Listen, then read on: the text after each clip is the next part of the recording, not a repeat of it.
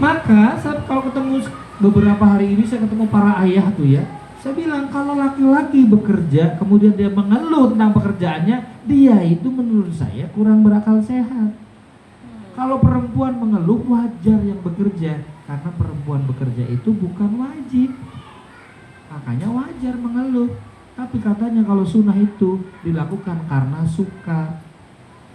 Bu guru ngeluh capek, berarti nggak suka jadi guru. Bener nggak sih? Tapi nggak apa-apa mengeluh, soalnya bukan wajib. Tapi kalau laki-laki mengeluh, berarti dia mengeluh tentang kewajibannya. Wong wajib kok ngeluh. Kalau nggak kerja tambah stres kan? Iya. Tanya ibu yang suaminya udah pensiun, stres banget mereka. Kerjaannya nggak bisa tidur, di pos ronda, dimarahin lagi sama istrinya. Saking stresnya sebenarnya Bu ya. Jadi kalau di sini kan kalau pengajian itu yang ramai bapak-bapak usia 90 tahun kan? Oh nggak ada ya. Ibu pernah lihat kajian di masjid? Suka datang? Yang kajian bapak-bapak ada? Ibu cek aja usianya berapa mereka. Saya yakin di atas 50 rata-rata. Lebih baik di masjid Pak daripada di rumah, stres saya Pak. Megang istri dimarahin, malah disuruh poligami Pak, tapi saudara rematik. Ya udah dulu nggak boleh, sekarang disuruh-suruh kata dia. Jadi balik lagi ya, orang bahagia itu menjaga keseimbangan antara kebutuhan pribadi dan keluarga. Jadi bunda yang bahagia itu jangan pernah hilang kesenangannya. Jadi kadang-kadang dalam keluarga itu ada perempuan yang udah nggak tahu kesenangannya apa, sehingga hidup kayak sumpek banget, nunggu pagi lagi. Tahu-tahu 2026 ya Bu, karena kesenangannya sudah nggak ada. Bunda sukanya apa sih, tahu Pak? Pokoknya setelah saya menikah sama itu siapa suami saya, kok itu?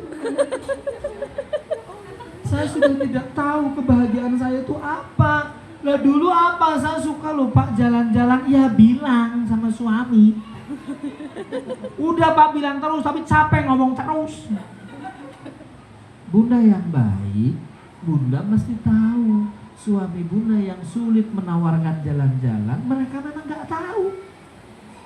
Bundanya kepenginnya sekali-kali loh Pak, ditawarin, bener kan? Nah, iya. Ngukurnya diri sendiri. Iya, betul.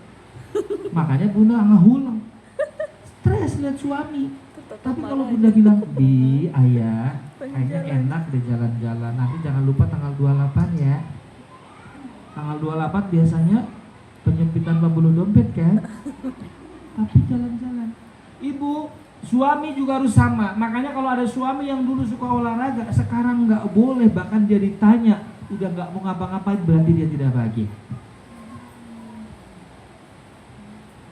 Ibu kadang pergi sendiri nggak Bun? Sama teman gitu sesekali? Enggak, aku.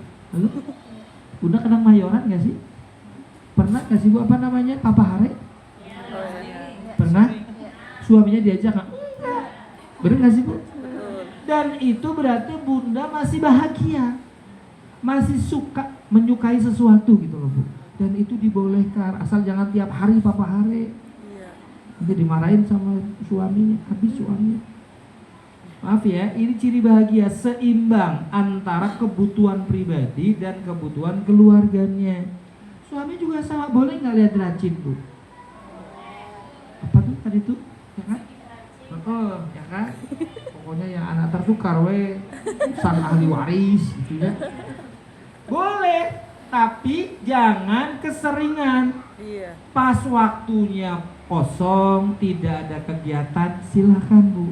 Tapi kalau setiap pulang kerja, tiduran, kemudian lihat racin terus sampai jam 11 malam, itu tersesat namanya. Serta menciptakan hubungan yang harmonis dengan anak-anak mereka. Jadi kalau bunda sama anak masih bisa tersenyum, masih bisa jalan bareng, masih bisa nyuapin, masih bisa mandiin. Tapi kalau mandiin tolong dibantu ya Bu, ini saya agak meloncat jauh. Bunda masih ada yang mandiin anak nggak? Masih. Tolong kalau nyabunin senyum ya. Ya. Nih gini, saya mau tanya, Bunda punya anak yang sudah di atas 7 tahun? Cek, rata-rata suruh mandi tes susah. Terus mandinya cepet banget. Betul nggak Bu? Karena mandi menurut dia tuh beban. Kenapa waktu dimandiin yang bikin nyebelinnya apaan apa sabunin siapa coba? Mau tuh bar kotor. Itu siapa coba? Ibu atau siapa? Bunda kan mau ngajarin anak bertanggung jawab kan? Sabun itu untuk membasuh kuman, betul ya? Supaya kumannya nggak ada. Tapi kan itu pekerjaan, betul nggak sih?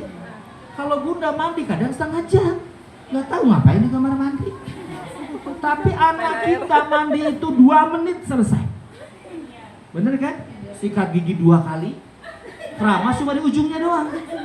Masalahnya kita selalu nyalain anak terus di sana, di sini mah enggak. Tangga Australia.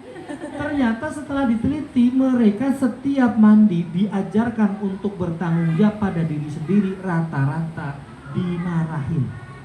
Saya mau tanya Bunda, kalau ngeramasin anak itu senyum atau sambil gini grues kepalanya? Ini kan kotor makanya ketombean. Bayangin coba. Ya Bu, tapi di tangga Australia sana, di sini nggak ada. Ini saya gak meloncat ya Bu.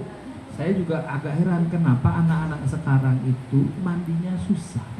Dan kalau mandi itu baik yang sudah SMP itu dia tidak bersih Bu. Dan mereka yang paling nggak suka itu sabunan sama keramas dan gosok gigi. Yang di pesantren sama, pulang dari sana teh yang nggak langsung. Tapi kenapa bundanya teh enggak gitu? Bahkan Bunda kalau mandi itu kadang-kadang ya sabunannya dibuat lama. Bayangin coba. Oh ternyata dulu dari kecil Bunda kalau mandi itu memang dinikmati. Mandi di sungai boleh, tanya beliau ya Bu.